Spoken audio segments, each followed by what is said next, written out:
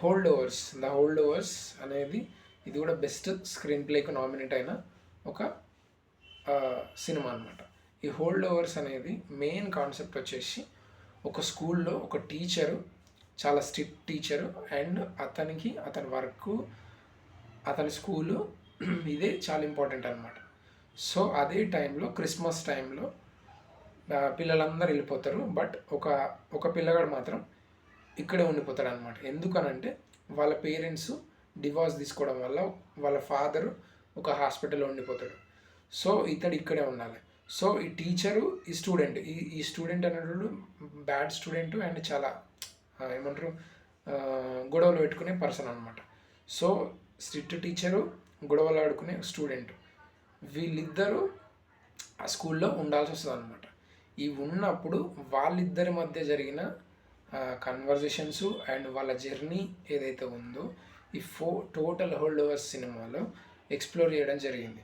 ఇది concept starting నుంచి end వరకు ఒక న్యూ ఆస్పెక్ట్లోనే ఉంటూనే అండ్ ఒక స్టూడెంట్గా అతని లైఫ్ స్టైల్ని అండ్ టీచర్గా ఇతని వే ఆఫ్ లైఫ్ స్టైల్ని ఈ సినిమాని అండ్ క్రిస్మస్ టైంలో వీళ్ళు ఎట్లా ఈ జర్నీని వీళ్ళకున్న ఈ హర్డల్ సిచ్యువేషన్ని ఎట్లా ఫేస్ చేసి ఎట్లా వీళ్ళు గెట్ ఆన్ అయిపోయారు అండ్ ఎట్లా వీళ్ళు ఎంజాయ్ చేసిర్రు ఏందనేది ఈ ఓవరాల్ ఫిలిం హోల్డ్ ఓవర్స్ అనమాట.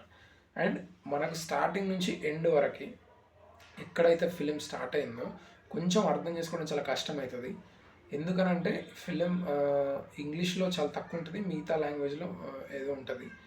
అండ్ చాలా డీప్ డౌన్కి వెళ్తే అక్కడున్న వేరే కంట్రీ వాళ్ళ సిచ్యువేషన్స్ ఎట్లా ఉంటాయి అండ్ వాళ్ళ ఫైనాన్షియల్ సిచ్యువేషన్స్ అని ఏదైతే ఉందో అండ్ ఒక పేరెంట్స్ డైవర్స్ తీసుకోవడం వల్ల ఒక స్టూడెంట్ ఎట్లా ఎఫెక్ట్ అవుతున్నాడు, ఆ స్టూడెంట్ని మెయింటైన్ చేస్తున్న ఈ టీచర్ ఎట్లా ప్రాబ్లమేటిక్ సిచ్యువేషన్స్ ఎదుర్కొంటున్నాడు అండ్ ఓన్లీ కాన్ఫ్లిక్ట్సే కాకుండా వాళ్ళు ఈ సిచ్యువేషన్ ఎట్లా ఎదుర్కొంటున్నారు అనేది కూడా ఈ ఫిలిం టోటల్గా కవర్ చేసి వెళ్తుంది.